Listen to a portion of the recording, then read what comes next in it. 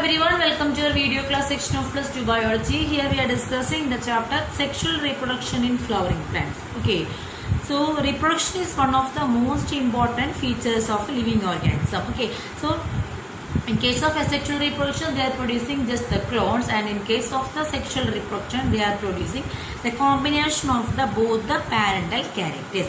So the flowering plants means they are included in the group of angiosperm. So angiosperms shows sexual behavior. Okay, so in case of angiosperms produce a special sexual behavior with the help of the flower. Okay, so here we are discussing different types of the floral parts, how they are helping for the pollination and for the formation of the gametes.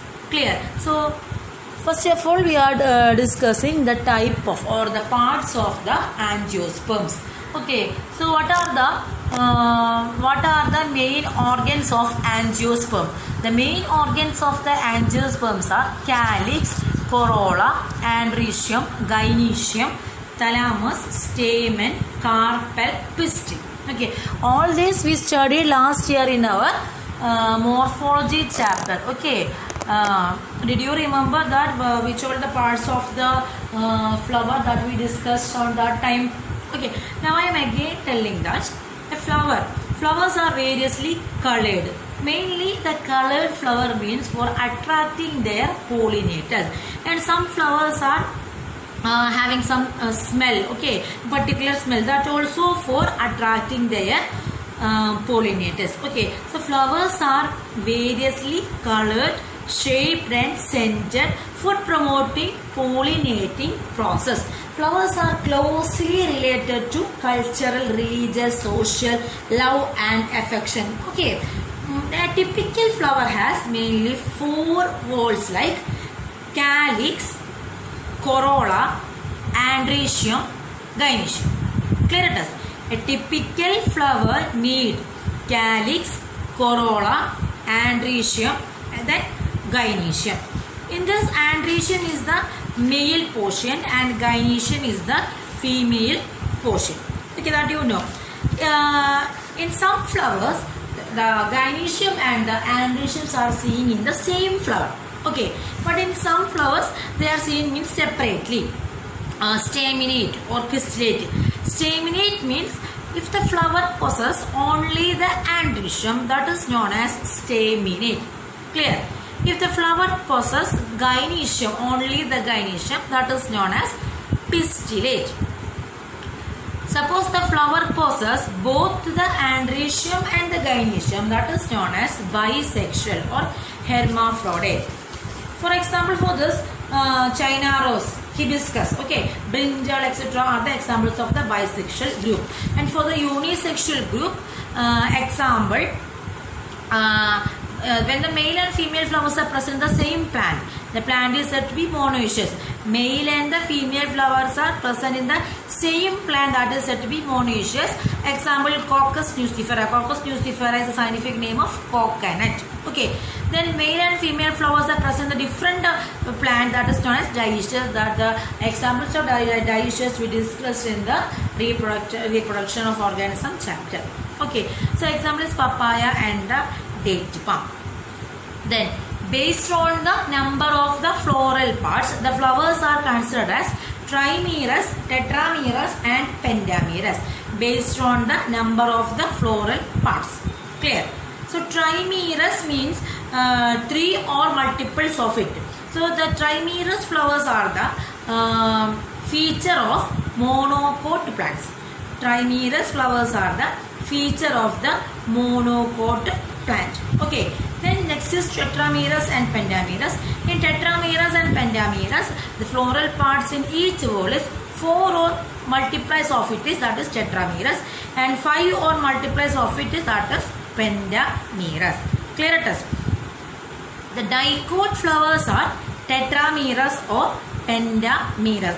You can follow me that I think all these portions we discussed last year in morphology chapter.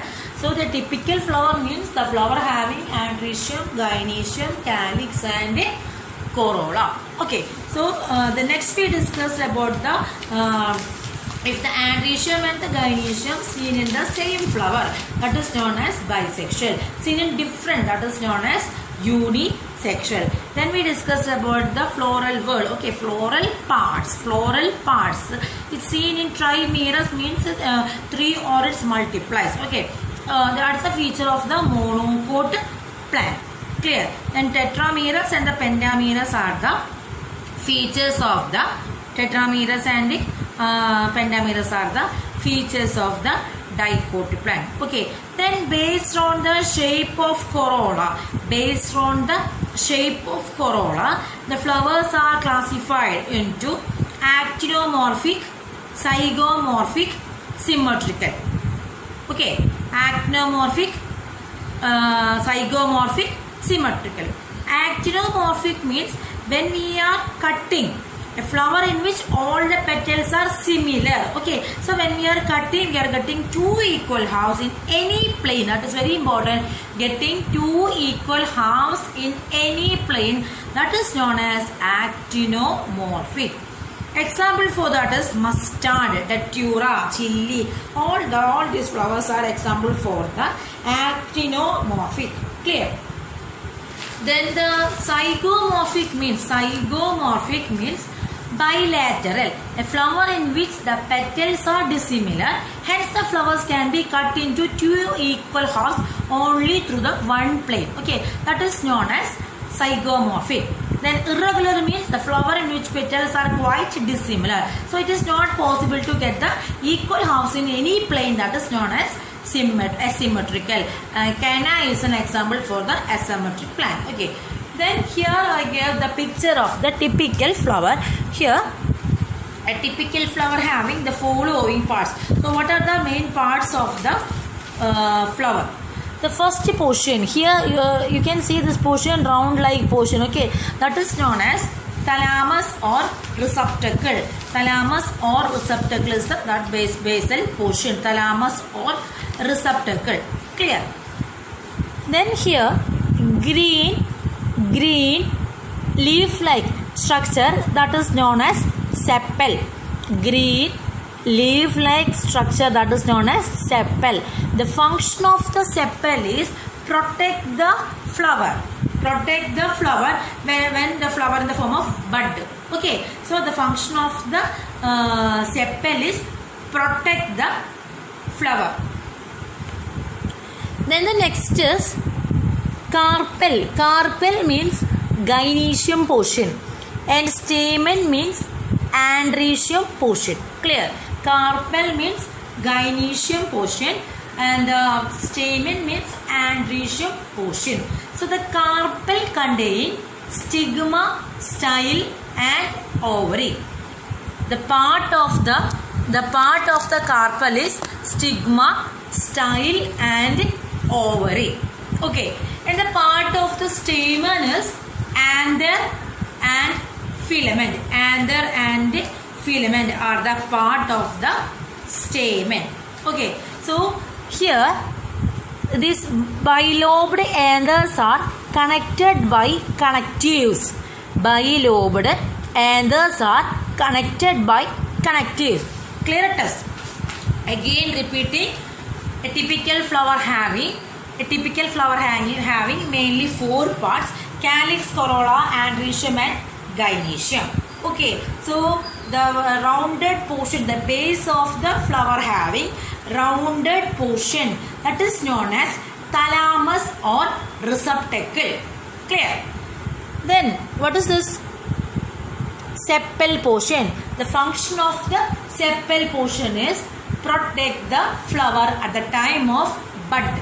Sepal is a leaf-like portion. Okay, so in some species of the flowers, the sepal is always seen with the seeds, but in some group the sepal is not seen with the seed. Okay, for example, tomato, Solanaceae group, the sepal. In case of tomato and brinjal, the sepals are also seen. Okay, when you just go to the kitchen and look the tomato, you can see base of the brinjal, a green color portion will be there. That is the sepal. Okay, then the next is petal.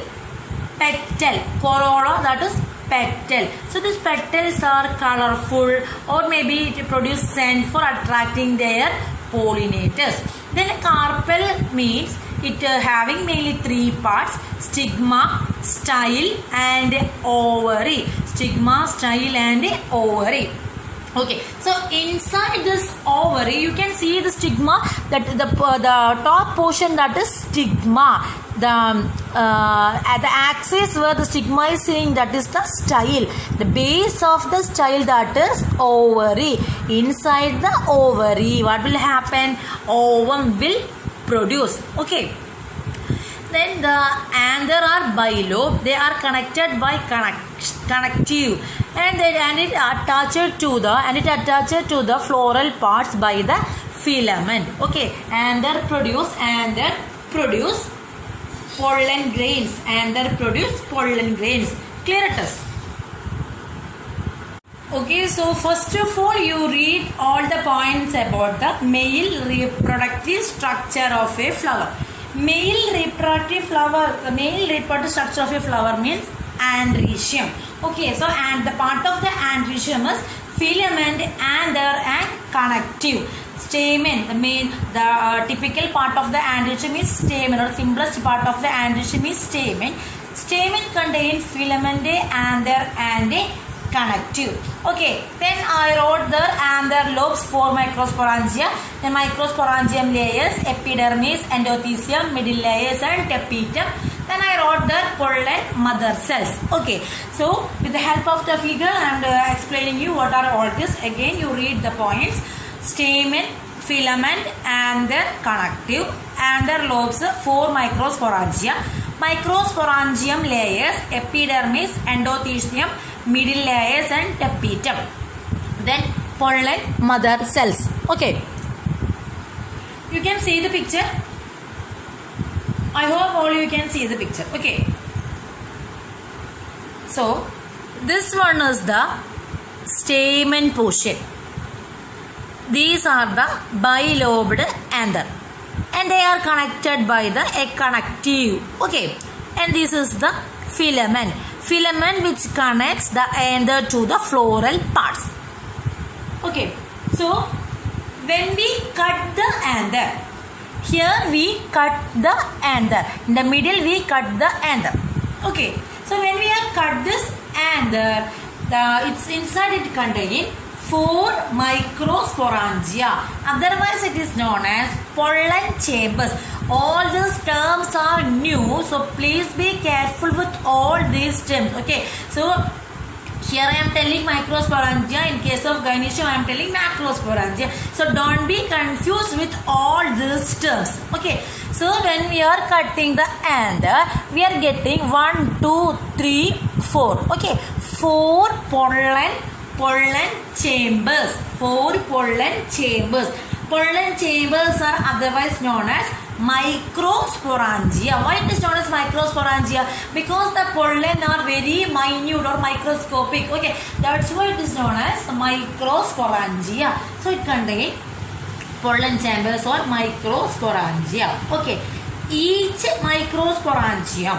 So each microsporangium. Okay, microsporangium is the singular, microsporangia is the plural. Okay, so each microsporangium is made up of 4 layers of tissue. Clear it is? Each microsporangium is made up of 4 layers of tissue. The 4 layers of the tissue are epidermis, endothelium, middle layers and tapetum. You must write down the notes. Okay, epidermis, endothelium, middle layers and tapetum. Okay, so in this, epidermis and the endothelium help in the dehiscence of the anther lobes on maturation. Dehiscence means breakdown of the anther at the time of the pollen grains germination. Okay, clear it is? First 2 layers, epidermis and endothelium, helps. What is the function of these 2 layers? they helps in the dehiscence of anther lobes. Dehiscence, to break anther lobes on maturation, and it also provide protection. So this is the outer layer. So they surely it will provide protection. Clear it is? The former two layers provide. I am repeating all the points. Okay, so please be listen it carefully. The former two layers provide protection as well as it helps in the dehiscence of the anther lobes on maturation. The next layer, middle layer store food. Middle layer store food. And next layer tapetum. Next layer is tapetum. The function of the tapetum is also nutritive in function. Middle layer stores food, but the tapetum is the most inner layer cell that also provide nourishment. Okay, to whom this tapetum gives nourishment? Tapetum gives nourishment to the newly forming pollen grains. Okay, so microsporangia or pollen chambers contains microspore mother cells or pollen mother cell. Clear? So first of all, I am telling when we cut the anther lobe, what can we see? When we cut the anther lobe, we can see the pollen chambers. The pollen chambers are mainly 4 in number. Okay, so these pollen chambers help. What is the pollen chambers? Help the formation of the pollen grains. The pollen chambers are connected by or are consisting of 4 layers of sporanginous tissue. Epidermis, endothelium, middle layer and tapetum. Okay, so each layer having their own function. Okay, each layer having their own function. What is the function? Epidermis and endothelium protect and also help in the dehiscence of the anther lobes on maturation. Then the middle layer store the reserve food. Tapetum is the innermost layer which is also a nutritive function. Okay, so my dear students, after my class, I show you different types of figures from this chapter. Okay, so I think all of you have textbook. Otherwise, if you have no textbook, you can search in the NCERT textbook in website. You will get the textbook pages. Draw down neatly. Okay, and label it properly all the figures. Last year in 2020, okay, this year, last year means you are going to appear the exam in the 2021. That's why I am telling last year. They have to be the one question is draw the structure of a mature and dehisced anther. This is the question. So I am not simply put this figure here. You have to be draw this all the structure. Okay, this one, then this one, and the first one is the structure of a flower. All this structure 5 times in your notebook. You don't write to draw in another books. You draw these figures in your notebook, biology notebook. Okay, after the reopening, when we are seeing, I want to see all this. Okay, so you can see the different types of layers here. What are the different types of layers? So here is the here it is given the structure of a transverse section of a anther, and these are the 4 layers. 1, 2, 3, 4. Okay, these 4 layers means they are the 4 microsporangia, and they are connected by the connective. These microsporangia having 4 layers. What are the 4 layers? Epidermis, endothelium, sporanginous tissue. All these are not sporanginous tissue. Middle layers and the tapetum. Okay, tapetum. Here is the enlarged view. Okay, so this is the the transverse section, and here is the enlarged view of the portion. Enlarged view. Clear it is? Okay, so you must draw this 5 times. Here also given the all parts. This one I told you that dehiscence. Dehiscence means the pollen grains are getting liberated. For that process, who is helping for that process? Epidermis and the endothelium cells are helps for the dehiscence process. Clear it is. Then the next one is the sporangynous tissue are homogeneous. On maturation, these potentially act as the microspore mother cell or pollen mother cell. Clear? So, this is the 4 layers: epidermis, sporogenous epidermis, endothelium, tapetum, and the middle layers. Okay, and inside these 4 layers are seen outside, and inside they containing sporogenous tissue. On maturation of this anther, this sporogenous tissue, on maturation of this anther, the sporogenous tissue get changed into microspore mother cell or pollen mother cell. Clear it is? Mother can give only birth to the young ones. Okay, so microspore mother cell or pollen mother cell. Got it? And then at the time of the anther is not mature, the anther contain 4 layers of tissue and also contain inner portion it containing a sporogenous tissue. The sporogenous tissue on maturation. Sporogenous tissue on maturation. What will happen to the sporogenous tissue on maturation? They get converted into microspore mother cell or pollen mother cell. Microspore mother cell, MMC. Pollen mother cell, PMC. Clear it is? Microspore mother cell, MMC, and the pollen mother cell, PMC. Okay. Then this pollen mother cell undergoes the process microsporogenesis. Genesis means synthesis. What is the material synthesis here? Microspores. So here occurs microspore synthesis, that is known as microsporogenesis. Clear it is? Okay, but next topic is microsporogenesis. So microsporogenesis means formation of the microspores. So this figure also you draw in your notebook 5 times. Okay. After this class, you make the lecture down. After that, you draw this you draw all the figures 5 times in your notebook and send to me also.